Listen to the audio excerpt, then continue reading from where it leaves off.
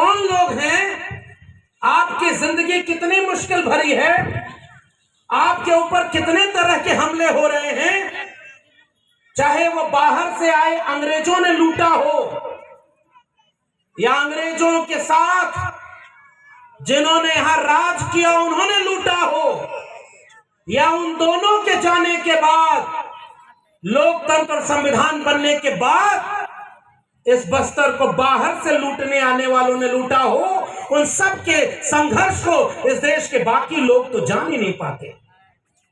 उन्हें पता ही नहीं कि ये जल जंगल जमीन किसकी है।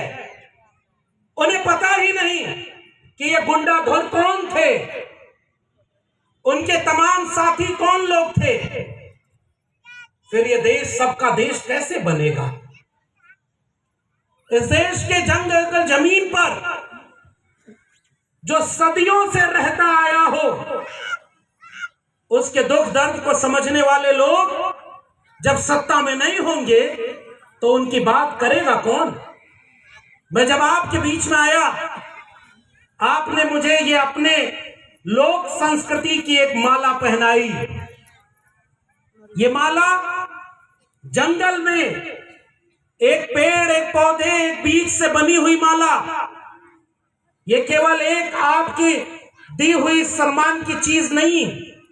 ये सफेद पगड़ी जो हमारे सर पर आपने सम्मान के लिए बांधी, ये केवल एक सामान मेरे लिए नहीं है। हजारों साल के उस हमारे मूल निवासी आदिवासी परिवार की विरासत है जिसे आपने हमें सम्मानित करते हुए दिया है। मैं हौसले के साथ इसे अपने साथ सहेज कर वापस ले जाऊंगा।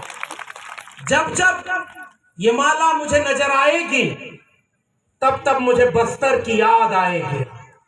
जब जब मैं इस आपके दिए हुए सफेद गमछे को अपने सिरहाने पर लगा कर रखूंगा, तो ये एक बड़ी भूमिका निभाएगी कि जब हमारे जैसे लोग भूल जाएं कि हमारे लोग बस्तर और जगदलपुर में अपने कितने बड़े संघर्ष कर रहे हैं, तो ये आपके दिए हुए प्रतीक चिन्ह हमें याद दिलाएंगे कि उनका संघर्ष भी हमारा है और हम सबको मिल करके और बराबरी और न्याय का भारत बनाना हो।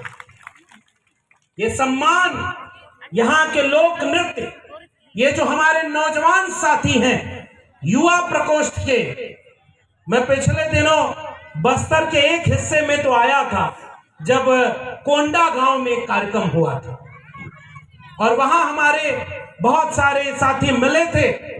उन्होंने ये निवेदन किया था कि आपको भूमिका लाना होगा, और मुझे खुशी है कि चंद दिनों बाद ही इतने शानदार कार्यक्रम में आने का मौका मिल गया।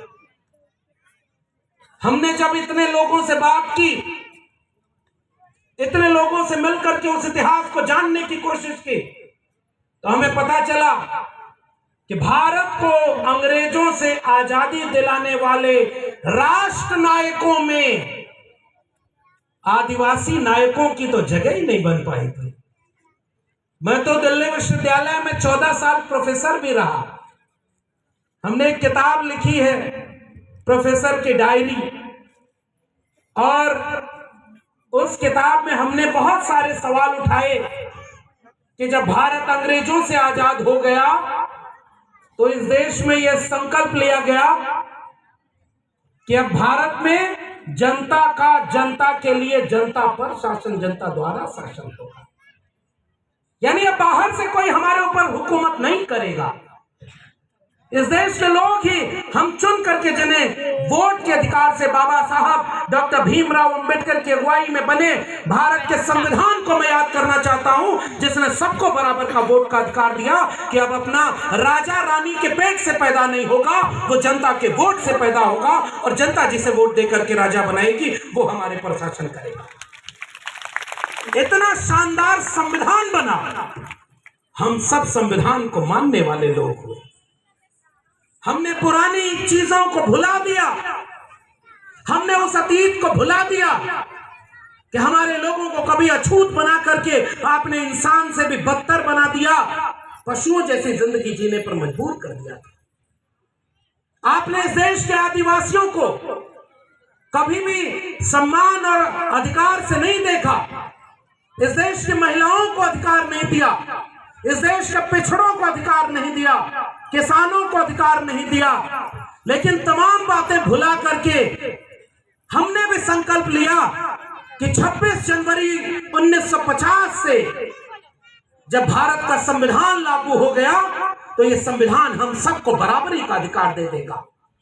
जो लोग राजा बनेंगे वो भेदभाव नहीं करेंगे।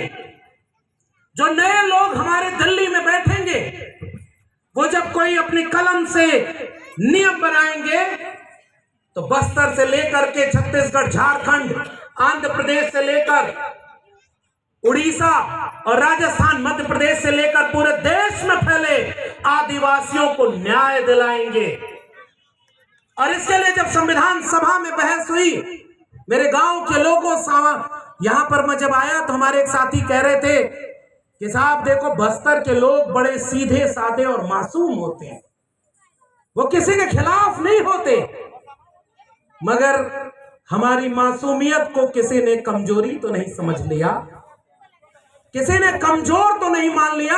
इसी बात का ऐलान 1910 में हुआ था कि ये बस्तर के लोग मासूम हो सकते हैं लेकिन कमजोर नहीं हो सकते। एकजुट होकर के तमाम लोगों के खिलाफ क्रांति का उलगुलान भी बजा सकते हैं, और उसकी अगुवाई गुंडाधुर जी ने की थी। तो जब संविधान बन रहा था तो आपके बीच का एक नायक वहां पर था जिसका नाम था जयपाल सिंह मुंडा। हमारे तमाम नौजवान साथी जानते हो। और जयपाल सिंह मुंडा ने संविधान सभा में खड़े होकर के एक वाक्य बोला था जिसे आज भूमकाल स्मृति दिवस पर मैं याद करना चाहता हूं, कि जब उनको कुछ लोगों ने कहा संविधान सभा में कि आप तो लोकतंत्र सीख लीजिए, अब भारत लोकतंत्र से चलेगा, तो जयपाल सिंह मुंडा ने कहा कि हम संधव घाटी सभ्यता के वारिस हैं, हम इस देश के मूल निवासी हैं, इस देश के बाकी लोगों को लोकतंत्र हम आदिवासियों से सीखना चाहिए, आप हमें लोकतंत्र नहीं सिखा सकते, हम तो लोकतंत्र में रहने वाले लोग हैं। और इसलिए उन्होंने यह लड़ाई लड़ी कि भारत में सबसे ज्यादा अन्याय अगर किसी के साथ हुआ तो उन मूल निवासी और आदिवासियों के साथ हुआ। कोई राजा बना और आपके इलाके में, मैं कल से जितने लोगों से मैंने जाना, बस्तर के लोगों आप बेहतर समझते होंगे, राजा बना कोई तो खेत में जो अनाज पैदा करता था, जो दिन रात मेहनत करता था, जिसने परिश्रम किया, जंगल में जाकर के ये खोज करके बताया कौन सी फसल खाने लायक है और कौन सी खाने लायक नहीं है, कौन सी चीज पीने लायक है और कौन सी पीने लायक नहीं है। कल्पना करके सोचना कि इस प्रयोग में हमारे कितने लोग मार दिए गए हो।